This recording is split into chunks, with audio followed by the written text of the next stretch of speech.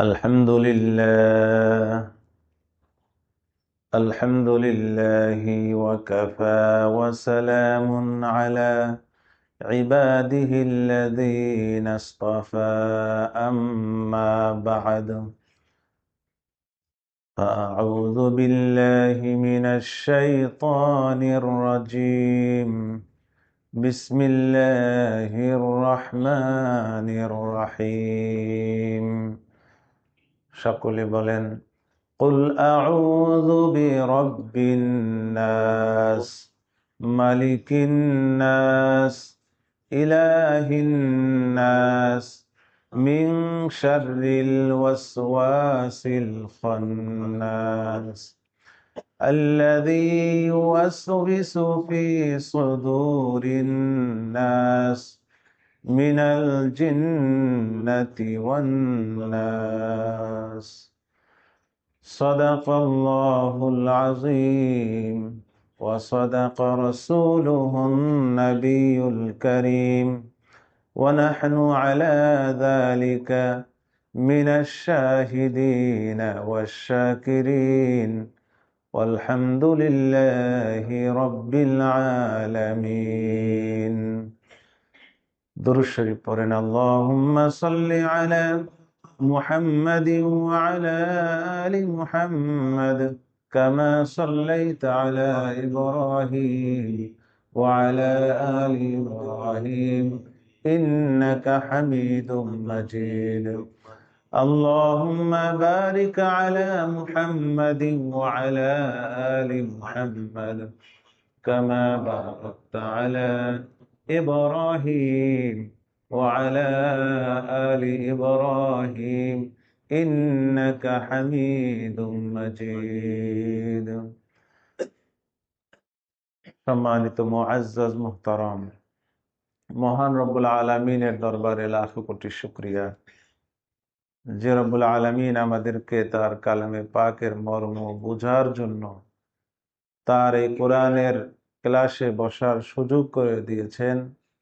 সে মওলার দরবারে অন্তরের গভীর থেকে শুকরিয়া আদায় করি। সকলে বলি আলহামদুলিল্লাহ ওয়া শুকরু লিল্লাহ।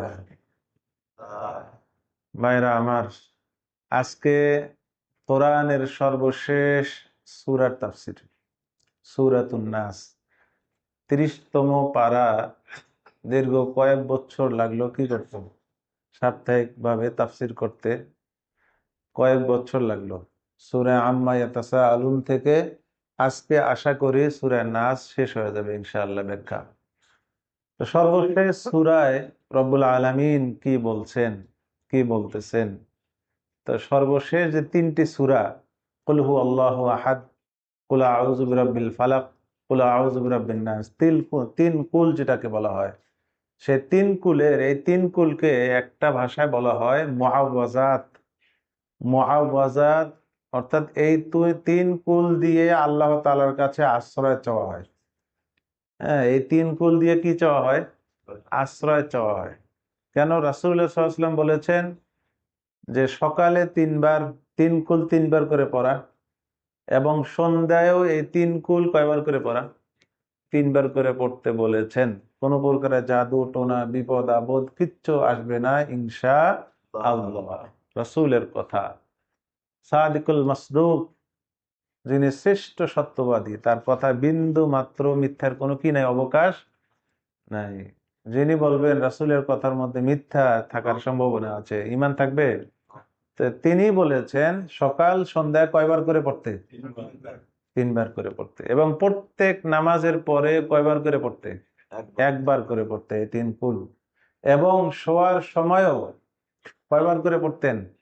3বার পড়তে বলেছেন। হযরত আয়েশা রাদিয়াল্লাহু আনহা বলেন, নবী করিম সাল্লাল্লাহু আলাইহি ওয়াসাল্লাম এই 3 কুল শয়নের আগে শোয়ার সময় 3বার করে পড়ে হাতে দম করে পুরা হাত দিয়ে পুরো শরীর মাসেহ করেছেন, মুছেছেন। যতদূর পর্যন্ত হাত যায় অঙ্গের, এতদূর পর্যন্ত কি করেছেন? তিনি মাসেহ করেছেন, মুছেছেন। এগুলো সুন্নাহ। তো এই 3 কুলের আমরা সর্বশেষ কুলে আমরা আজকে উপনীত হয়েছি।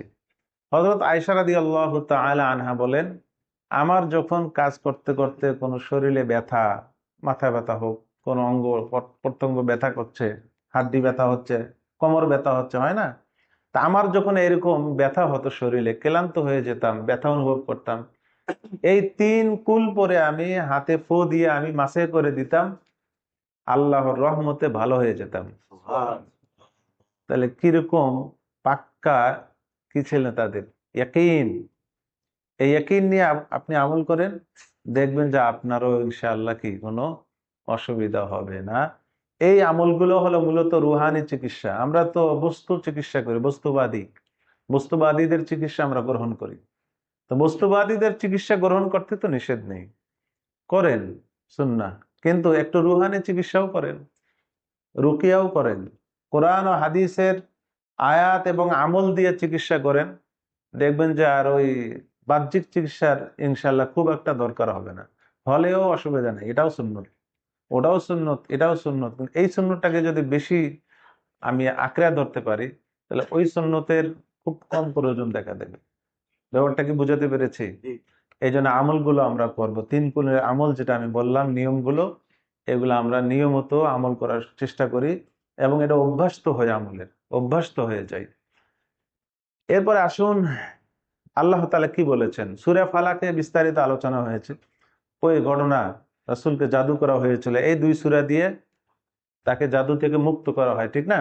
তো সূরার মধ্যে কি আসলে মর্মটা কি, অর্থগুলো কি, আজকে দেখুন 2য় সূরার অর্থ কি।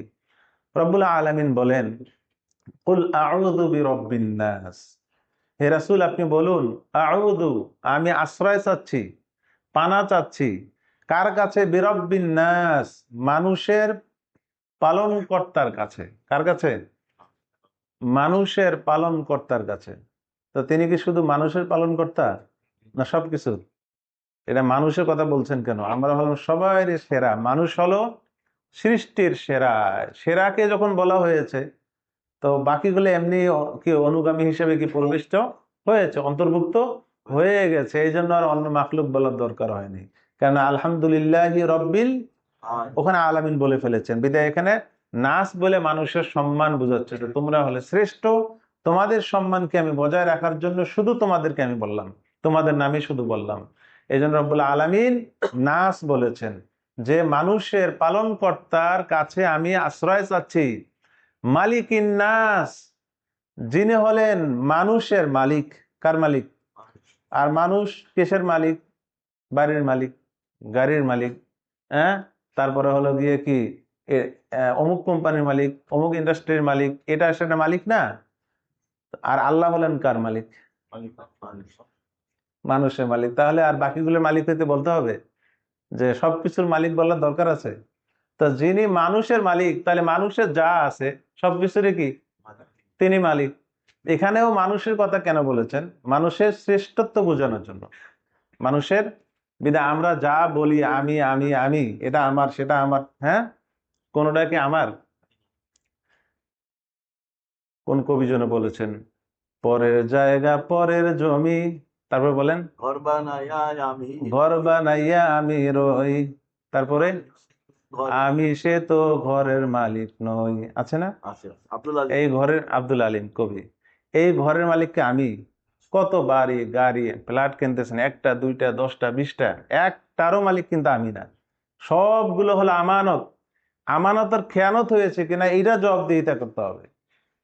যে কতগুলো বিল্ডিং এর মালিক হয়েছে, তুমি কেন শুধু 5টার, সে কেন শুধু 10টার, তুমি কেন একটারও মালিক হইলে না, জব দাও, এগুলো জিজ্ঞাসা করবে? জিজ্ঞাসা করবে না। তুমি কেন বাড়ির মালিক হইতে পারলে না, আর তুমি কেন এতগুলো বাড়ির মালিক হইলে, কোনো কিছুই জিজ্ঞাসা করবে না। শুধু জিজ্ঞাসা করবে এগুলো হিসাব দাও, খেয়ানত হয়েছে কিনা। খেয়ানত গুলো অটোমেটিক স্ক্রিনে চলে আসবে। আমাদের যুগে তো বোঝা সহজ, স্ক্রিনে সব মেমোরি, আইডি কার্ড, যা আমাদের যাদের national ID card, national ID কার্ডের করার পিছনে রহস্য এটাই, আপনার নাম্বারটা ক্লিক করবে, সব ডিটেলস চলে আসবে সরকারের ওই স্ক্রিনে চলে আসবে। জমি কতগুলো আছে, তার বাড়ি কটা, গাড়ি কটা, ব্যাংক ব্যালেন্স কিরকম আছে, আসে না? এগুলো আসে না? সব আসে, শুধু ক্লিক করলে হয়ে যায়। আমরা এটা পারবো না, সরকারি সেট আপ এমনই রয়েছে।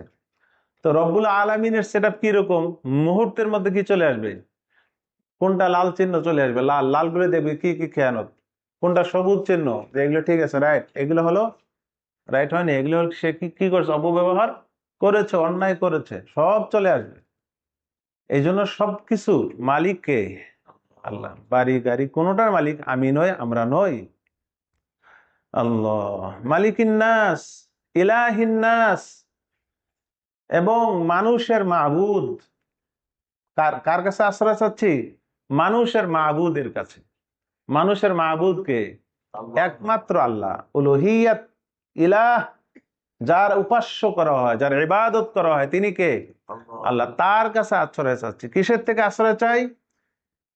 মিন শাররিল ওয়াসওয়াস। শাররুন অর্থ হলো অনিষ্ট, অনিষ্ট, ক্ষতি। আল ওয়াসওয়াস অর্থ হলো শয়তান। ওয়াসওয়াস এটা কার নাম? শয়তানের নাম। তার মানে ওয়াসওয়াস দ্বারা উদ্দেশ্য কে? শয়তান। তা মিন শাররিল ওয়াসওয়াস অর্থ হবে উল্টা। তাহলে মিন শাররিল উল্টা থেকে অর্থ আনেন শয়তানের ক্ষতি থেকে। মিন মানে থেকে, শাররুন মানে হলো ক্ষতি, অনিষ্ট, ওয়াসওয়াস মানে কি?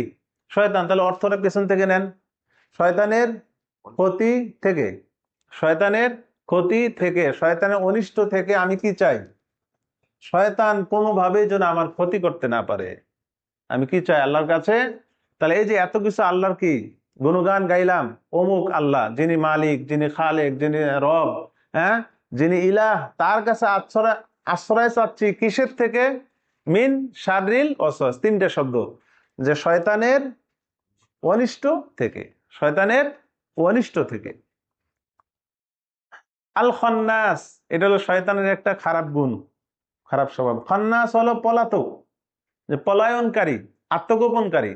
শয়তান কিন্তু ওই চোরের মতো, ডাকাতের মতো না। শয়তান হলো চোর। ডাকাত তো ভয় পায় না কিছু, হাঙ্গামা করে লুটপাট করে নিয়ে যায়, ঠিক না? আগে তো চিঠি লিখে দিয়ে ডাকাতি করতে আসতো না? এক সপ্তাহ আগে চিঠি লিখে দিত যে অমুক দিনে কিন্তু তোমার বাড়িতে কি হবে, ডাকাতি হবে। রাস্তাঘাটে যে রাহাজানি ছিনতাই করে, এগুলো তো ডাকাতরা করে। কিন্তু চোর কিন্তু কি করে না, প্রকাশ্যে চুরি করে না, গোপনে চুরি করে। তাই শয়তান হলো এই চোরের মতো, আত্মগোপন করে। আত্মগোপন কেমনে, পলাতক কেমনে?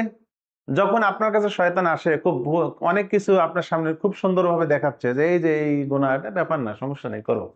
যখনই আপনি বলবেন আস্তাগফিরুল্লাহ আস্তাগফিরুল্লাহ, যখনই আল্লাহর নাম জবানে আনবেন, সে চোরের মতো পলায়ন করতে থাকে, আত্মগোপন করে। আর আপনার আশপাশে দেখবেন যে না, এই শয়তান। আপনার দিলটা আবার স্বাভাবিক হয়ে গেল। আবার একটু পর যখন দেখবেন যে আপনি জিকির থেকে একটু দূরে সরে গেলেন, হ্যাঁ, জিকির আজকার থেকে একটু দূরে একাকি বসে আছেন, চিন্তা ভাবনা অন্য কিছু আসতে, শয়তান এসে আবার কি গুনাহ কাজ করার জন্য অস্ত্র দিতে থাকে। আবার যখন জিকির করবেন, আল্লাহর নাম স্মরণ করবেন, ইস্তিগফার করবেন, আউযুবিল্লাহ বলবেন, আউযুবিল্লাহি মিনাশ শাইতানির রাজিম যখন বলবেন, হাদিসে আসছে সাথে সাথে শয়তান আবার কি আত্মগোপন করে, পলায়ন করে। তো এই শয়তানের যেহেতু এই স্বভাব, এই জন্য আল্লাহ তাআলা শয়তানের একটা গুণ দিয়েছে কি? আল খন্নাস। খন্নাস মানে কি? আত্মগোপনকারী, পলায়নকারী। মনে থাকবে তো ইনশাআল্লাহ। এরপরে আসেন আল্লাযী ইউওয়াসউইসু ফি সুদুরিন নাস। এই শয়তান, ওয়াসওয়াস মানে যে শয়তান, তো ওয়াসওয়াসের এই ওয়াসওয়াস শয়তান কি কাজ করে? যে আল্লাযী ইউওয়াসউইসু ফি সুদুরিন নাস, যে শয়তান মানুষের অন্তরের মধ্যে ওয়াসওয়াসা দেয়, কুমন্ত্রণা দেয়। যত ওয়াসওয়াসা আসে সব কার থেকে আসে? কিরকম ওয়াসওয়াসা দেয়? অনেক ধরনের ওয়াসওয়াসা হাদিসে আসছে। কয়টা শুনবেন? আপনারাই সবগুলো হয়তো জানেন, শুধু মনে করে দেওয়া। কি কি ওয়াসওয়াসা দেয়? যেমন মানুষের অনেকের নামাজের মধ্যে ওয়াসওয়াসা আসে। দেখবেন যে অনেক আল্লাহর বান্দা আছে এমন, সে আসলে করার কিছু উপায় নেই, এটা হয়ে গেছে তার অভ্যাস। তাকবীরে তাহরিম, আল্লাহু আকবার, আবার মনে হয় না হয়নি, আবার আল্লাহু আকবার। ইমাম রুকুতে চলে গেছে, তবু উনি কি করতে আছেন? তাকবীরে তাহরিমা ঠিক করতে আছেন। রুকু থেকে উঠে গেছেন ইমাম, তবু তাকবীরে তাহরিমা ঠিক করতেছেন। উনি এখন কি হয় না, তাকবীরে তাহরিমাই ঠিক হয় নাই। সেজদা থেকে দুই সেজদা আবার দ্বিতীয় রাকাতে উঠছেন, তখন আবার কি তাকবীরে তাহরিমা ঠিক করতেছেন। এরকম লোক দেখেন না আপনারা? আমি দেখেছি, আমার লাইফে আমি অনেক মানুষকে দেখেছি। যেখানে লেখাপড়া করেছে ওখানে বাইরে এক মুসল্লি আসতেন, উনি খুব নামাজি মানুষ, কিন্তু বেচারা প্রত্যেক রাকাতে তাকবীরে তাহরিমা বানতেন। মানে এইরকম ওয়াসওয়াসা আসে না নাই? নামাজের মধ্যে ওয়াসওয়াসা। সূরা ফাতিহা পড়লাম কিনা ওয়াসওয়াসা চলে আসছে, কি করে কি করে, আবার সূরা ফাতিহা শেষ করে আবার চিন্তা করলাম পড়লাম কিনা, আবার সূরা ফাতিহা পড়তে পড়তে পুরা নামাজ পড়তে আধা ঘন্টা চলে যায়, 2 রাকাত নামাজ পড়তে আধা ঘন্টা যায় না, এরকম এই নামাজের মধ্যে ওয়াসওয়াসা চলে আসে। আচ্ছা, উজুর মধ্যে ওয়াসওয়াসা আছে না? উজু করতেছেন, হাত 3 বার ধুইলেন, মনে হচ্ছে ভেজে নেই, আবার কি হাত চুবাইলেন, চুবে আবার মনে হচ্ছে যে শুকনো আছে। এরকম অনেক ওয়াসওয়াসা রোগী আছে না? এগুলো হলো শয়তানের কাজ। হাদিস আসছে এই শয়তানকে বলা হয় ওয়ালাহান। ওয়ালাহান শয়তান নামক এই শয়তান এই ওয়াসওয়াসা গুলোকে উজুর মধ্যে অন্তর্ভুক্ত করে। অনেক সময় ওয়াসওয়াসা আসে স্ত্রীর ক্ষেত্রে, যে তোমার গর্ভে যে সন্তানটা আমার মতো হলো না কা, কি ব্যাপার, ব্যাপারটা কি? আছে না এরকম ওয়াসওয়াসা মানুষ? বা স্ত্রী স্বামীর উপর সন্দেহ, কি ব্যাপার, বাজারে তোমাকে আমি চিরুনি আনতে বলতেছি বেশ কয়েকদিন ধরেই, সব আনো, কি আনো না, ব্যাপারটা কি, যে আমার কাজটা তুমি করতেছো না। এই ঝগড়া লাগানোর শয়তান কিন্তু চায় যে স্বামী স্ত্রীর মধ্যে কেমনে কি লাগানো যায়। তো এইদিকে স্বামীরও মনে ভুলে দিচ্ছে যে চিরুনি আনতে যাইও না, অন্য কিছু করতেছে কিন্তু কি আনতে ভুলে গেছে, চিরুনি বা তেল আনতে বলছে, তেল আনতে ভুলে গেছে। ভুলে গেছে, ভুলে তো দিছে কে? শয়তান। কেন? ওই যে স্ত্রী জন্য চেতে যায় কার উপর? স্বামীর উপর, যে ব্যাপার কি, আমার জিনিস আনতেছো না, ইদানিং সমস্যা কি, কি হইলো আবার, হ্যাঁ? এই বাস দ্বন্দ্ব শুরু হয়ে গেল, স্ত্রীর সন্দেহ বেড়ে গেল স্বামীর উপর, স্বামী এখন একটু রেগে গেল, তুমি কি শুরু করছো আমার সাথে, এরকম বাস বিশাল কিছু হয়ে গেল। এক পর্যায়ে সংসার নিয়ে টানাটানি হয় কিনা? এগুলো হলো ওয়াসওয়াসা থেকে। ওমা আনসানিহু ইল্লা শাইতান। হযরত মূসা আলাইহিস সালাম তার যে সঙ্গীকে নিয়েছিলেন, আজকে যে তেলাওয়াত করেছিলাম মূসা আলাইহিস সালাম এবং খিজির আলাইহিস সালামের ঘটনা। হযরত মূসা আলাইহিস সালাম একবার ভাষণ দিচ্ছিলেন উম্মতদেরকে নিয়ে। তো একজন উম্মত দাঁড়িয়ে বললেন যে, হে আল্লাহর নবী, আমার একটা প্রশ্ন। কি প্রশ্ন? মান আ'লামুন নাস, এখন বর্তমান যুগে সবচেয়ে সেরা জ্ঞানী কে? হযরত মূসা বলেছিলেন, আনা আ'লামুন নাস, আমি সবচেয়ে সেরা। স্বাভাবিক, নবীরাই সবচেয়ে জ্ঞানী হয়, আল্লাহ তাআলা সরাসরি কথা বলেন। কিন্তু আল্লাহ তাআলা এই যে আমিত্বটা পছন্দ করেননি। যা আমি বললা কেন? তুমি বলতে আল্লাহু আলাম, আল্লাহ ভালো জানেন কে সবচেয়ে বেশি জানে, তুমি কেন বললা আনা আলামুন নাস? তখন আল্লাহ তাআলা কি করছিলেন, যে তোমার চেয়ে ভালো জাননেওয়ালা আছে অমুক জায়গায়, তুমি কি খুঁজে বের করো, যাও। মূসা আলাইহিস সালাম তার একজন সঙ্গী নিয়েছিলেন, ইউশা আলাইহিস সালামকে। তার সাথে খাবারের একটা মাছের কি ভাজা মাছ নিয়েছিলেন। আপনারা জানেন সবের ঘটনা। তো যখন যাচ্ছেন, তো অনেক দূর যাওয়ার পরে, লম্বা ঘটনা, ওই মাছের ব্যাগ রেখে উজু টুজু করে একটা ঘুমিয়ে গেছিলেন, মাছটা আস্তে করে সমুদ্রে নেমে চলে গেছে। এরপর বহুদূর যাওয়ার পর হযরত মূসা আলাইহিস সালাম ঈশা তার খাদেমকে বলছিলেন, মাছটা দাও, ক্ষুধা লেগেছে, একটু খাই। তখন ওই বলছে, আমার তো কি, আমি তো ভুলে গেছি। ওমা আনসাইনি হুন ফাইন্নি নাসিতুল হুতা, সূরা কাহাফে, ফাইন্নি নাসিতুল হুত, মাছের কথা তো আমি ভুলে গেছি, আপনাকে বলবো যে ভুলে গেছি। আর ওয়ামা আনসানিহু ইল্লা শাইতান, কে ভুলে দিছে? শয়তানে ভুলে দিছে, আমার করার কিছু নেই। তো এই যে ভুলার রোগটা, এটা কে কে করে? শয়তানি করে। কেন? যেন দ্বন্দ্ব একটা লাগিয়ে দেওয়া যায়। কোন একটা প্যাঁচ লাগিয়ে দিলে তো ওদের মধ্যে ভ্রাতৃত্ব, বন্ধন, এগুলো সব কি হয়ে যাবে? নষ্ট হয়ে যাবে, একটা ফিতনা ছড়ায় যাবে। তো এই জন্য শয়তান এই কাজগুলো করে। তো এরকম উজুর মধ্যে, স্বামীর মধ্যে, স্ত্রীর মধ্যে, পরস্পরে, সন্তানের মধ্যে সন্দেহ, যে সন্তান মানে আমাকে কি বিশ্বাস করতে চায় না, বিশ্বাস করে না, সন্তানের প্রতি সন্দেহ সৃষ্টি হয়, বাবার প্রতি সন্দেহ হয়। এগুলো সব কার পক্ষ থেকে? শয়তান। এগুলো সব শয়তানই করে। এই যে ওয়াসওয়াসার কত ধরন আছে দেখুন।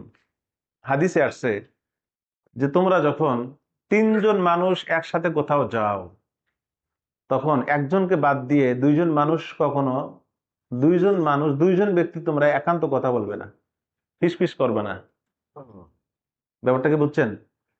হাদিসে আসছে যে ইজা ইজা কানু সালাসাতান, যখন তোমরা 3 জন থাকবে কোথাও, ফালা তাতানাজা ইসনানি দুনা সালিস, তখন তৃতীয় ব্যক্তিকে বাদ দিয়ে 2 জন তোমরা পরস্পরের গোপন কথা বলবে না। কেন? এখানে শয়তান এসে ওই তৃতীয় ব্যক্তিকে ওয়াসওয়াসা দেয় যে তোমাকে মনে হয় গালি দিচ্ছে, কেন তোমাকে নিচ্ছে না কেন ওদের কথার মধ্যে, তোমাকে সাইড করে কথা বলতেছে, তার মানে নিশ্চয় তোমার কি করতেছে, সমালোচনা করতেছে, তোমাকে গালি দিচ্ছে, হ্যাঁ, তোমার ব্যাপারে হয়তো অন্য কিছু বলতেছে। এই শয়তান কিন্তু কি চলে আসে, শয়তান এসে এই ওয়াসওয়াসা গুলো দেওয়া শুরু করে দেয়।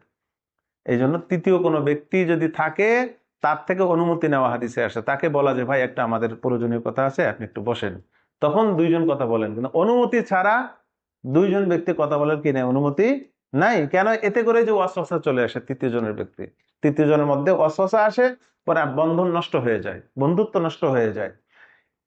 হযরত রাসূল করিম সাল্লাল্লাহু আলাইহি ওয়াসাল্লাম একবার মসজিদে নববীতে বসা, হযরত সুফিয়া রাদিয়াল্লাহু আনহা, উম্মুল মুমিনিন, রাসূলের স্ত্রী, তিনি রাসূলের সঙ্গে সাক্ষাতে আসছেন কোনো এক কাজে, লম্বা ঘটনা, আমি সংক্ষেপে বলছি। নবী করিম সাল্লাল্লাহু আলাইহি ওয়াসাল্লামের সঙ্গে কথা বলার পরে নবী করিম সাল্লাল্লাহু আলাইহি ওয়াসাল্লাম হযরত সুফিয়াকে তার ঘর পর্যন্ত পৌঁছে দেওয়ার জন্য সাথে আসতেছেন, বোরকা পরা ছিল, অর্থাৎ লম্বা চাদর ছিল। তো যখন হযরত উম্মে সালমার বাসার সামনে আসছে, ওখানে একটু দাঁড়িয়ে কথা বলতেছে উভয়জন, দুইজন আনসারী সাহাবী পাশ দিয়ে যাচ্ছেন, রাসূলকে দেখে সালাম দিলেন, আসসালামু আলাইকুম ওয়া রাহমাতুল্লাহ। রাসূলুল্লাহ সাল্লাল্লাহু আলাইহি ওয়াসাল্লাম, পাশে কিন্তু সুফিয়া দাঁড়ানো, কিন্তু সুফিয়াকে দেখা যাচ্ছে না, কারণ পুরো চেহারা ঢাকা। রাসূলুল্লাহ সাল্লাল্লাহু আলাইহি ওয়াসাল্লাম বললেন, ওয়া আলাইকুম আসসালাম ওয়া রাহমাতুল্লাহ। এরপর আল্লাহ নবী সাল্লাল্লাহু আলাইহি ওয়াসাল্লাম বলতেছেন, হাদিসের ভাষা, ফাকালা লাহুমা রাসূলুল্লাহ সাল্লাল্লাহু আলাইহি ওয়াসাল্লাম আলা রিসলিকুমা, থামো থামো থামো, একটু দাঁড়াও। হাদিসে আসছে ওই দুই সাহাবী রাসূলকে সালাম দিয়ে দ্রুত চলে যাচ্ছিলেন, কিন্তু আল্লাহ নবী বলেন যে দাঁড়াও, থামো, যে ইন্নামা হিয়া সুফিয়া বিনতু হুয়াই, যে তোমরা যে মহিলাকে দেখতেছো আমার পাশে দাঁড়ানো, সে হলো আমার স্ত্রীকে সুফিয়া ইবনে হুয়াই, অন্য কিছু ভাবো না। আবার ব্যাপারটা কি বুঝছো? এই যে ওয়াসওয়াসা, ব্যাপারটা বুঝেন, ওয়াসওয়াসা দূর করতেছে, এরা হলো আমার স্ত্রীকে সুফিয়া ইবনে হুয়াই, হুয়াই ইবনে আখতাব, তার মেয়ে সুফিয়া আমার স্ত্রী।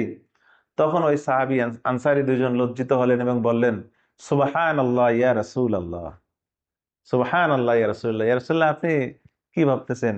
এ তো কখনোই আমাদের কল্পনায় আসতে পারে না। আল্লাহ নবী তো মাকসাদ, উপর থেকে তো ওহী আসছে যে এগুলো করতে হবে, আপনার এই দিনের কাজগুলো তো চালাতে হবে, কেমনে এই সন্দেহ দূর করতে হয়। আল্লাহ নবী বললেন, এবং ওই দুই সাহাবী লজ্জিত হলেন, এবং রাসূলের এই কথাটাকে তারা খুব লজ্জা এবং খুব মানে ভয়, তারা ভয় পাচ্ছিলেন যে রাসূল সাল্লাল্লাহু আলাইহি ওয়াসাল্লাম কি আমরা সন্দেহ করতে মনে করতেছে কিনা, এটা তারা নিজেদেরকে একটা অপরাধী মনে করতেছেন, ওই দুই সাহাবী, যে আমরা কেন এদিক দিয়ে আসলাম, এরকম ভাবতেছে।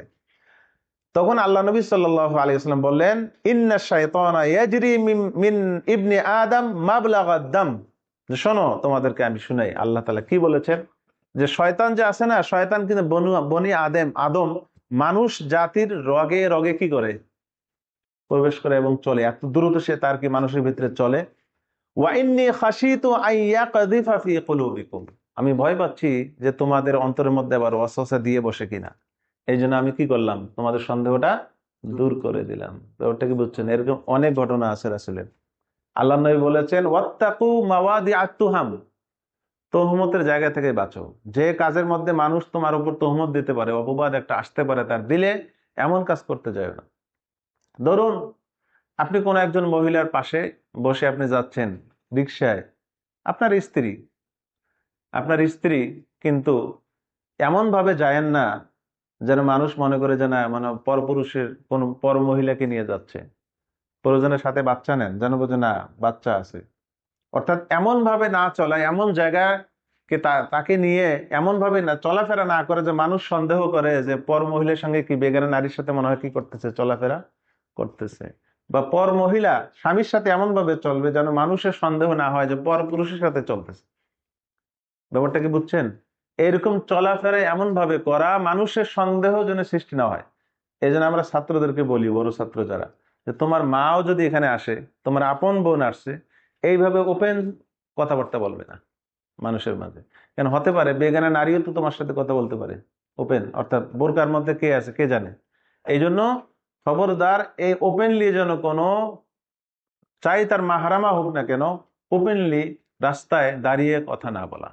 এতে করে মানুষের কি সৃষ্টি হতে পারে, সন্দেহ হতে পারে। এই জন্য আল্লাহ নবী বলেছেন, ওয়াত্তাকু মাওয়াদিআত তুহাম, তহমতের জায়গাগুলো থেকে বাঁচো। তো যেটা বলেছিলাম, আল্লাযী ইউওয়াসু ফি সুদুরিন নাস, এই মানুষের অন্তরের মধ্যে শয়তান কি দেয়, ওয়াসওয়াসা দেয়। ওয়াসওয়াসার অনেক অনেক পদ্ধতি হাদিসে আসছে নবী করিম সাল্লাল্লাহু আলাইহি ওয়াসাল্লাম বলেন, শয়তান মানুষের অন্তরে এসে কি বলে জানেন, যে মান খলাকা কাযা, এইভাবে কে সৃষ্টি করেছে, এইভাবে মানুষকে, বা অমুক জিনিসটা কিভাবে আল্লাহ, কে সৃষ্টি করলো, কে সৃষ্টি করলো। তো আপনার অন্তরে আসছে আল্লাহ সৃষ্টি করছে, তো কি সবই তো আল্লাহর সৃষ্টি।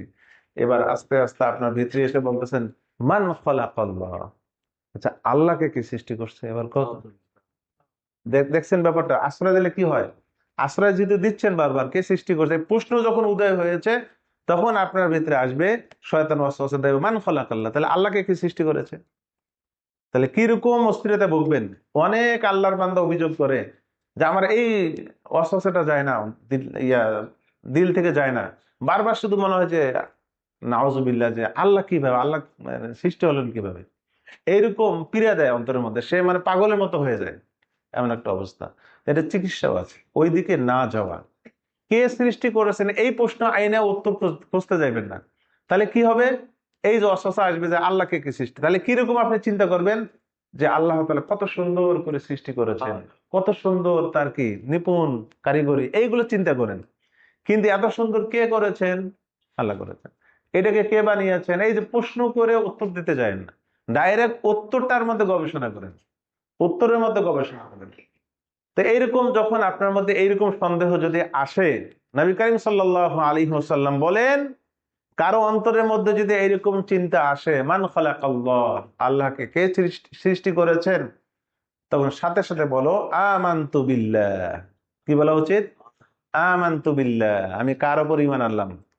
এরপরে আপনি আউযু বিল্লাহি মিনাশ শাইতানির রাজিম, বিসমিল্লাহ, আউযু বিল্লাহ বেশি বেশি পড়তে থাকেন, ইস্তিগফার বেশি বেশি পড়তে থাকেন। তাহলে এই ওয়াসওয়াসা আর আপনার দিলের মধ্যে কি পাবে না, জায়গা পাবে না। ব্যাপারটা কি বুঝছেন? এই জন্য শয়তানের ওয়াসওয়াসা থেকে অবশ্যই আমাদেরকে বাঁচতে হবে। শয়তানের ওয়াসওয়াসার শেষ নেই। হযরত নবী করিম সাল্লাল্লাহু আলাইহি ওয়াসাল্লাম একবার একটা গজওয়া, এক যুদ্ধ থেকে ফিরতেছেন বিজয় বেশে। তো গভীর রাত হয়েছে, যুদ্ধ শেষ হতে, তো রওনা করেছে। তো যুদ্ধের জায়গায় আল্লাহ নবী ওখান থেকে একটু দূরে সরে যান, দূরে চলে যাবে। তো দূরে গিয়ে তিনি রাত্রি থাকার, ঘুমানোর ব্যবস্থা করেন সাহাবাদেরকে নিয়ে। তো যুদ্ধক্ষেত্র থেকে তিনি গভীর রাত্রে এমনি হয়ে গেছে, তো রওনা করেছেন মদিনার উদ্দেশ্যে।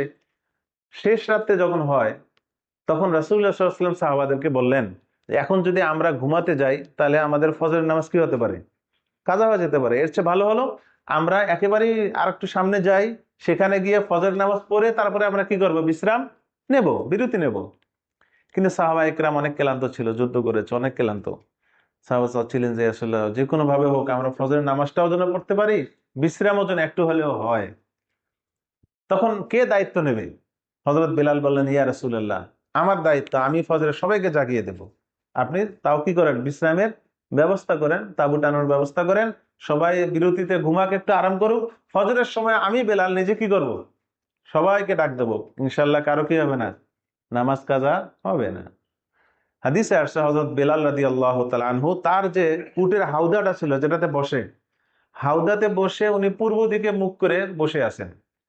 কখন শোবে সাদেক হবে, শোবে সাদেকের দিকে তাকাচ্ছেন, কখন শোবে সাদেকের আলো আলোকিত হয়, শোবে সাদেক হয়, উনি সাথে সাথে আজান দেবেন। আর এদিকে সবাই ঘুমিয়ে গেছেন, আল্লাহ নবীও ঘুমিয়ে গেছে, সবাই ঘুমিয়ে গেছেন। হযরত বেলাল পূর্ব দিকে তাকিয়ে আছে, তাকিয়ে আছে, ওই তাকাইতে তাকাইতে কি চলে আসছে, বেচারার ঘুম চলে আসছে। এমন ঘুমের ঘুম, সূর্য উঠে, সূর্যের আলো রাসূলের চেহারা মোবারকে এসে পড়ছে। যখন আল্লাহ রাসূলের চেহারা এসে সূর্যের আলো পড়েছে, সর্বপ্রথম আল্লাহ নবী সাল্লাল্লাহু আলাইহি ওয়াসাল্লাম জাগ্রত হয় ইন্না লিল্লাহি ওয়া ইন্না ইলাইহি রাজিউন পড়া শুরু করছেন। পরে সবাইকে ডাক দিলেন, বেলালকে বলতেছেন, বেলাল কি ব্যাপার, তুমি নাকি আমাদেরকে ফজরে কি ডাকবে, এখন তো সূর্য উঠে গেল, কি হবে এখন আমাদের, কই তুমি তোমার ওয়াদা পালন করলা। হযরত বেলাল বললেন, ইয়া রাসূলুল্লাহ, আসলে আমি কি অক্ষম, অর্থাৎ আমি কি ছিলাম, বাধ্য ছিলাম, আমি খুব চেষ্টা করেছি, কিন্তু কখন যে ঘুম চলে আসছে আমি জানি না। আল্লাহ নবী সাল্লাল্লাহু আলাইহি ওয়াসাল্লাম বললেন, ফাইন্না হাযা মানজিলুন হাজারানা ফীহি শাইতান, যে এইটা এমন একটা জায়গা, এখানে শয়তান উপস্থিত হয়েছে, বেদে এখানে আর থাকা যাবে না, তোমরা চলো এখান থেকে আমরা তাড়াতাড়ি স্থান ত্যাগ করি। তো রাসূলুল্লাহ সাল্লাল্লাহু আলাইহি ওয়াসাল্লাম সাহাবাদের কিনে সাথে সাথে স্থান ত্যাগ করে অনেক দূর যাওয়ার পর, তারপরে তিনি সবাইকে কি আবার বিরতি দিলেন, উজু করে আবার সবাই মিলে কি বললেন, সুন্নত এবং ফরজ আদায় করলেন। ব্যাপারটা কি বুঝছেন? এই হলো শয়তান, এই যে এই সমস্ত কাজের মধ্যে শয়তান এসে কি দেয়, এখানে খুব ভালোভাবে সে কাজ করে। ফজরের সময় যখন ঘুম ভাঙতে চায় না, হাদিসে আসছে ফাবালা শাইতানু ফি উযুনাইহি, ফজর রক্ত হয়ে গেছে, ঘুম ভাঙতেছে না, এর অর্থ হলো শয়তান তার কানের মধ্যে পেশাব করে দিয়েছে। কি করে দিয়েছে? পেশাব করে দিয়েছে। তো যে ব্যক্তি ফজরের নামাজের জন্য আসতে পারে না, আমার কথা না, পরিষ্কার হাদিসের কথা, ভাবতে হবে যে তার কান নাপাক হয়ে গেছে। কে পেশাব করে দিয়েছে? শয়তান। যেদিন আপনি ফজরের নামাজ পড়বেন না, ভাববেন যে আজকে আমার দুইটা কান নাপাক, বেশি বেশি তওবা করবেন। কারণ এই দুই কানে কে কে পেশাব করে দিয়েছে? শয়তান পেশাব করে দিয়েছে। এই জন্য সাবধান, ফজরের নামাজ যেন ভুলেও মিস না হয়ে যায়। এর আগে আমি বলেছিলাম ফজর নামাজ পড়লে কি কি সুবিধাগুলো। এরপরে আসুন, আল্লাহ তাআলা বলেন এই যে যে শয়তান মানুষের অন্তরের মধ্যে কি দেয়, ওয়াসওয়াসা দেয়, তারা কারা? এই ওয়াসওয়াস কারা? মিনাল জিন্নাতি ওয়ান নাস। এই শয়তান হলো দুই ধরনের, জিন এবং কি মানুষ। মানুষও শয়তান, আবার জিনদের মধ্যেও শয়তান। শয়তান তো তৃতীয় কোনো জিনিস না, এটা জিন থেকে শয়তান হয়। শয়তান হলো ইবলিস। ইবলিস হলো মূল নেতা। ইবলিস কাদের সন্তান? জিনের সন্তান ইবলিস। তাই ইবলিস লিডার, তার পঙ্গবল সবাই জিন থেকে। জিনের মধ্যে যারা খারাপ তারা হলো শয়তানের কি শাগরিদ, খলিফা। মানুষের মধ্যে যারা শয়তান এরা হলো ওই ইবলিসের খেলাফত প্রাপ্ত। ইবলিস তাদেরকে কি দিয়েছে? খেলাফত দিয়েছে, দায়িত্ব দিয়েছে, তোমরা আমাদের দায়িত্বটা পালন করো। এজন্য মানুষের মধ্যেও কি আছে? শয়তান রয়েছে। মানুষের মধ্যে শয়তান চেনার উপায় হলো, দেখবেন যে তার লেখার মধ্যে শয়তানি কথা লিখতেছে, তার বক্তৃতার মধ্যে শয়তানি কথা, শয়তানি বক্তব্য দিচ্ছে, হ্যাঁ, তার চাল চলনের মধ্যে শয়তানি জিনিস ভেসে উঠতেছে, শয়তানি তার কর্মকাণ্ড ভেসে উঠতেছে। ভাবতে হবে যে এ হলো ইবলিসের কি প্রাপ্ত? খেলাফত প্রাপ্ত। অর্থাৎ তার কি, তার অর্থাৎ প্রোডাক্ট। ইবলিসের কি, সে একটা প্রোডাক্ট, সে ইবলিসের কি কাজ করতেছে, সে এজেন্ট, ইবলিসের এজেন্ট। এই জন্য মানুষের মধ্যেও কি হতে পারে? ইবলিস। বরং জিনের মধ্যে যে শয়তান আছে এর চেয়ে খুব ভয়াবহ হলো কে? মানুষ শয়তান। কেন? ইবলিসের, জিনের মধ্যে যে শয়তান আউযুবিল্লাহ বললে, আল্লাহর জিকির করলে কি হয়ে যায়? পলায়ন করে। কিন্তু মানুষ কিন্তু কি পলায়ন করে না, বরং মানুষ আরো বেশি অসহসা দিতে পারে। যেমন ধরুন, মানুষ এটাকে, একজন মানুষ আরেকজন মানুষকে সহজে বুঝাতে পারে। সুদ একসময় হারাম ছিল না, কিন্তু এখন সুদ হারাম না। কেন? এটার নাম আর সুদ নাই, কি হয়ে গেছে? ইন্টারেস্ট, মুনাফা। কত সুন্দর নাম দিয়েছে। এটা কি ইবলিস এসে দিয়েছে না মানুষ দিয়েছে? ব্যাপারটা বোঝেন নাই? তো এইরকম এক সময় ছিল খমর হারাম, মদ হারাম, এখন আর মদ কোনো জিনিসের নাম মদ নাই। ফেন্সিডিল, তারপরে কি গাঁজা, ইয়াবা, এগুলো নাম দিচ্ছে কেন? ওই যে মদ তো হারাম, মানে ইবলিস তোরা এসে বলতে পারবে না যে এটার নামগুলো আমি দিচ্ছি। এগুলো কে দিচ্ছে? মানুষ। তাই মানুষ শয়তান জিন শয়তানের চেয়েও কি খারাপ। এই জন্য মানুষ শয়তান থেকে সঙ্গী যখন আমি বাঁচবো, আমার সঙ্গীটাও যেন মানুষ শয়তান না হয়, এটা খুব খেয়াল করা। যার সাথে ওঠা বসা করবো, চলাফেরা করব, এই ব্যক্তিটা যেন আবার মানুষ শয়তান না হয়ে যায়। যদি ওই ব্যক্তি মানুষ রূপী শয়তান হয়ে যায়, তাহলে কিন্তু আপনাকেও কি বানায় দেবে? শয়তান বানিয়ে দেওয়ার সম্ভাবনা রয়েছে। এই জন্য আমাদের সঙ্গী সাথী, আমাদের যাদের সাথে চলি, তাকেও হতে হবে একজন দিনদার, পরহেজগার, আমলওয়ালা। বন্ধুও যেন ভালো হয়। ইয়া রে বদবদ তরবিয়ত আত, ইয়া দে বদবদ তরবুয়াদ আদ মারে বদ, হকে জাতে পাকে আল্লাহুস সামাদ। ইয়া রে বদবদ তরবুয়াদ আদ মারে বদ, হকে জাতে পাকে আল্লাহুস সামাদ। অর্থাৎ একজন খারাপ বন্ধু হলো কিসের চেয়ে খারাপ? বিষাক্ত যে সাপ, বিষাক্ত সাপ, বিষাক্ত সাপের চেয়েও হলো সে কি ভয়ঙ্কর। বিষাক্ত সাপ সবল মারলে কি জীবন শেষ, কিন্তু খারাপ বন্ধু যদি সবল মারে তাহলে আপনার জীবন তো শেষ শেষ, পাশাপাশি আপনার ইজ্জত সম্মান সব ধুলে কি হয়ে যাবে? দূষিত হয়ে যাবে, সব বিলীন হয়ে যাবে, ধ্বংস হয়ে যাবে, চুরমার হয়ে যাবে। এই জন্য বন্ধু বাঁচার ক্ষেত্রে খেয়াল করা, যাকে আমি বন্ধু বানাচ্ছি সে আবার হ্যাঁ মানুষরূপী শয়তান কিনা। ব্যাপারটা কি বুঝতে পেরেছি? এই জন্য আমাদের খুব সতর্কতা থাকতে হবে, শয়তান আমাকে এই জন্য অসহসায় ফেলতে না পারে, এই জিনিসটা খেয়াল করা। এখানে দেখুন, মিনাল জিন্নাতি, জিন্নাতুন শব্দ লিখতে জিন নুন গোলতা, জিম নুন গোলতা, জিন্নাতুন। এই জিন্নাতুন, জিমের মধ্যে কি দিয়ে বললাম? জবর না জের না পেশ? জের দিয়ে জিন্নাতুন। কোরআনের মধ্যে তিন ভাবে আসছে। জিন্নাতুন আসছে কোরআনে এক জায়গায়, জুন্নাতুন এক জায়গায় আসছে, জান্নাতুন এক জায়গায় আসছে। বানান কিন্তু এক, জিম নুন গুলতা। এই জিম নুন গুলতার বানানের মধ্যে হরকত যেটাকে বলি, হরকতের মধ্যে একটু কম বেশ, শুধু জিমের হরকতের মধ্যে কম বেশ। একটা হলো জিন্নাতুন, আর একটা জুন্নাতুন, আর একটা কি জান্নাতুন। এই তিনটা শব্দ অর্থ কিন্তু ভিন্ন ভিন্ন, এক না, বানান এক, অর্থ কি? জিন্নাতুন মানে হলো কি জিন, মিনাল জিন্নাতি ওয়ান নাস। আর একটা হলো জুন্নাতুন, জুন্নাতুন বানান এক, এর অর্থ হলো ঢাল। যেমন ওয়াত্তাখাযু আইমানাহুম জুন্নাহ, সূরা মুনাফিকে দেখবে, মুনাফিকিনে। জুন্নাহ মানে হলো ঢাল, জুন্নাতুন মানে কি ঢাল, আবার জান্নাতুন আছে, জান্নাতুন মানে কি জান্নাত, জান্নাত জাহান্নামের যে জান্নাত, জান্নাত মাসারুল জান্নাতিল্লাতী উইদাল মুত্তাকুন, জান্নাত, জান্নাত মানে হলো জান্নাত। বানান এক, তিনটে শুধু হরকত, জিমের মধ্যে জবর জের পেশ, তিন হরকত আনলে তিন রকম অর্থ হচ্ছে। এগুলো খেয়াল করে এই জন্য আমরা যখন তেলাওয়াত করব মিনাল জিন্নাতে না বলে যদি কি বলি মিনাল জান্নাতি ওয়ান নাস, অর্থটা কি হবে? ব্যাপারটা বুঝেন নাই? মিনাল জিন্নাতে না বলে যদি কি বলি মিনাল জান্নাতি ওয়ান নাস, নামাজ কি হবে? নামাজ হতে ফাঁসিদা হয়ে যাবে। ব্যাপারটা কি বুঝছেন? আচ্ছা, এরপরে আসেন আপনার আহ যে আমলগুলো আমি বললাম এগুলো খেয়াল করার চেষ্টা করবেন। যেহেতু সর্বশেষ সূরা, একটা হাদিস বলে শেষ করব। রাসূল করিম সাল্লাল্লাহু আলাইহি ওয়াসাল্লাম বলেছেন যে সুইলান নবী সাল্লাল্লাহু আলাইহি ওয়াসাল্লাম আইয়ুল আমালি আফজাল, ইয়া রাসূলুল্লাহ সর্বশ্রেষ্ঠ আমল কোনটি?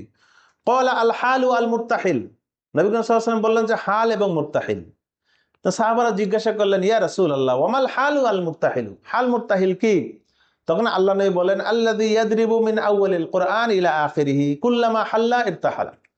আল্লাহ নবী বলেন যে হাল আর মুরতাহিল বলা হয় ওই ব্যক্তিকে, যে ব্যক্তি কোরআন যখন খতম হয়ে যায়, সূরা নাস যখন শেষ হয়ে যায় তখন আর থেমে থাকে না, আবার শুরু করে দেয়, আবার কোরআন পাঠ করা কি করে দেয়? শুরু করে দেয়। অর্থাৎ আমার সূরা নাস যেহেতু শেষ, তো থাক, একবার এক প্যাকেট করে রেখে দিলাম, আমার খতম হয়ে গেছে, আর পড়তে হবে না, এমন না। শেষ হলে আবার কি করে? শুরু করে, শেষ হলে আবার শুরু করে, তাকে বলা হয় কি? হাল মুরতাহিল। তো এইরকম হাল মুরতাহিল আমরা যদি হতে পারি তাহলেই আমরা কি হব? শ্রেষ্ঠ আমলের অধিকারী, আমলওয়ালার অধিকারী হব, আমলের অধিকারী হব। এই জন্য আমাদের সূরা নাস শেষ হলেই, শেষ করার কোনো দরকার নেই, বরং আমাদের যেটা নিয়ম আমরা বলি, সে সূরা নাস শেষ করার পরে সূরা বাকারা থেকে কয়েক পৃষ্ঠা হোক বা একটা রুকু হোক পরে রেখে দেন, পরের দিন আবার কি পড়তে থাকেন, খতম হলে আবার পড়েন, খতম হলে আবার পড়েন। জীবনে একটা খতম করেছি শেষ না, জীবনে কত খতম করেছি হিসাব নাই, এমন হওয়া উচিত। কতগুলো যে খতম করেছে আমার জানা নেই, কিন্তু খতমগুলো আমি হিসাবে রেখেছি, এক খতম হয়েছে যে আমার মাত্র, দুইটা খতম হয়েছে, তার মানে আর আপনি খতম করবেন না।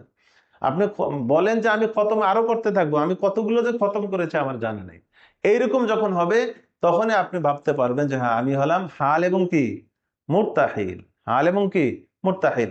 আল্লাহ তাআলা আমাদেরকে কোরআন খতম করে আবার বেশি বেশি খতম করার তৌফিক দান করেন, এবং শায়াতিন আল ইনসি ওয়াল জিন, মানুষ রূপী শয়তান এবং জিন রূপী শয়তান থেকে আপনাকে, আমাকে, আমাদের সকলকে আল্লাহ তাআলা হেফাজত করেন। দুরূদ শরীফ পড়ি।